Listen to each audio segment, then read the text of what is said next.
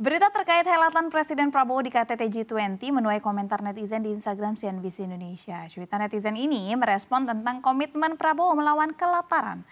Kita baca dulu nih beberapa komentar, di antaranya adalah dari @melina730. Angka kelaparan 25%, tapi angka kemiskinan 9%. Ada yang mismatch, mana yang benar. Tapi emang angka kelaparan sama kemiskinan harus selalu match? Enggak juga dong. Ini konteksnya anak-anak. Ya kan, karena 25% itu yang disebut adalah angka anak-anak yang kelaparan di Indonesia, 25%. Menurut ya kan, kemiskinan di Indonesia 9%. Betul. Jadi ini bukan mismatch ya. Tapi kita berdebat juga pasti kemiskinan, standar siapa dulu? Ya, betul. Standar BPS apa standar Bank Dunia? Betul, itu dia. Jadi memang ada data yang digunakan, harus kita lihat juga data siapa ya. Betul. Oke, kita baca lagi. Ini dari Enchan Wong. Ngomong begitu di forum G20 yang nanti dijegal sama eksporter dari negara-negara yang biasa kita import. Mereka bakal nggak suka dengan program itu.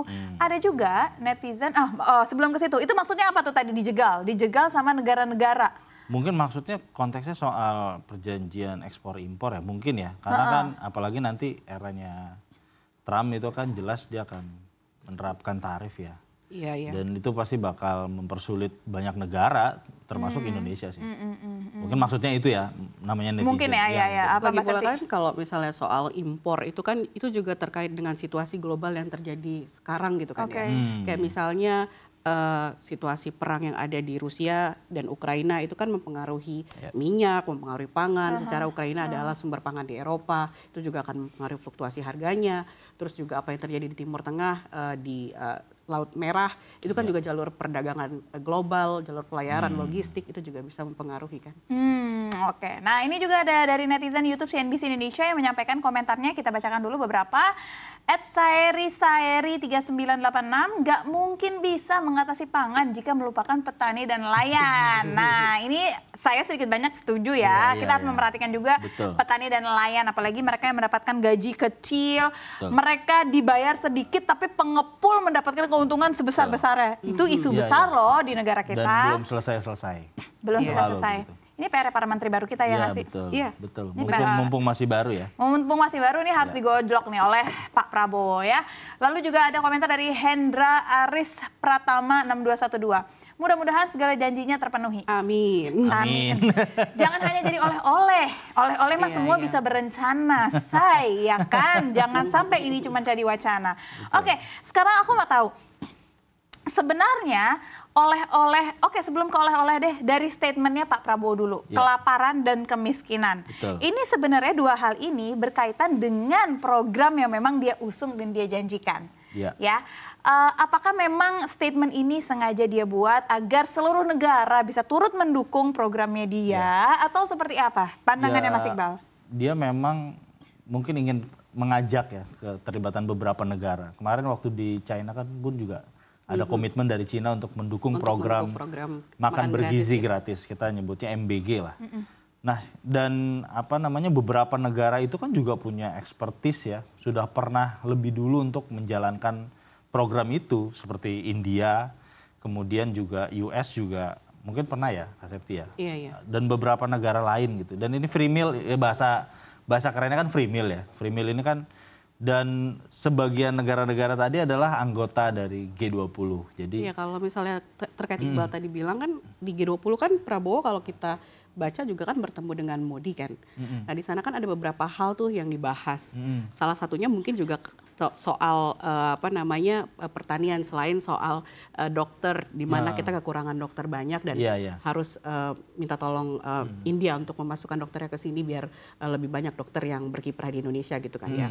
Salah satunya India itu adalah negara contoh makan bergizi gratis di dunia. Jadi dengan budget yang murah dia bisa kasih makan gratis ke warganya. Mungkin itu juga jadi sharing session ketika mereka berdua bertemu sih. Gitu sih harapan kita ya. Tapi yang juga jadi pertanyaan netizen adalah ketika membuat oleh-oleh ini betul-betul akan dijalankan atau enggak, itu gimana kita menjawabnya ya? Maksudnya ketika membuat rencana seperti ini, apakah ini hanya sekedar wacana? Walaupun kita bisa belajar ya dari negara lain gitu, aplikasinya gimana di negara kita, tapi apakah betul-betul terlaksana atau enggak? Walaupun tadi Mbak Septi bilang ini butuh waktu beberapa tahun gitu. Ini tuh sebenarnya gimana sih? Kalau ini kan lebih ke arah statement beliau karena forumnya tadi ya, aliansi global untuk memerangi kemiskinan dan kelaparan. Ya kita berharap tentu Indonesia sendiri bisa mengentaskan masalah kemiskinan dan kelaparan di dalam negerinya dahulu. Makanya kan tadi beliau katakan kalau di pidatonya dibaca, di tahun kelima kepemimpinannya baru dia bisa berpartisipasi di aliansi global itu. Jadi Indonesia istilahnya baru bakal ikutan karena dia mau fokus di swasembada pangan dulu dan swasembada energinya dulu. Iya, dan swasembada pangan itu kan sering banget diucapkan oleh presiden kan ya. Dan itu jadi salah satu dalam negeri utama, kan, iya benar. Jadi memang beliau pengen fokus di dalam negerinya dulu, baru kemudian nanti setelah 5 tahun, ini menurut saya sih gerakan yang diinisiator oleh Presiden Brazil ya, Presiden Lula yang menurut saya sangat progresif ya, karena ini isu isu laten ya bisa dibilang. Sebenarnya kan kalau di Brazil itu juga isunya Brazil, isu negara tersebut ya kan, isu negara tersebut. Jadi wajar saja sih kalau itu yang diangkat. Dan selain yang soal di-highlight adalah soal keamanan, karena ini nyambung kalau misalkan perang di Ukraina dan Rusia, kita ingat bahwa gandum tuh nggak bisa dikirim. Ketika gandum nggak bisa dikirim, negara-negara Afrika yang biasanya makan roti, pokoknya makan gandum dari Ukraina, akhirnya mereka kelaparan gitu kan.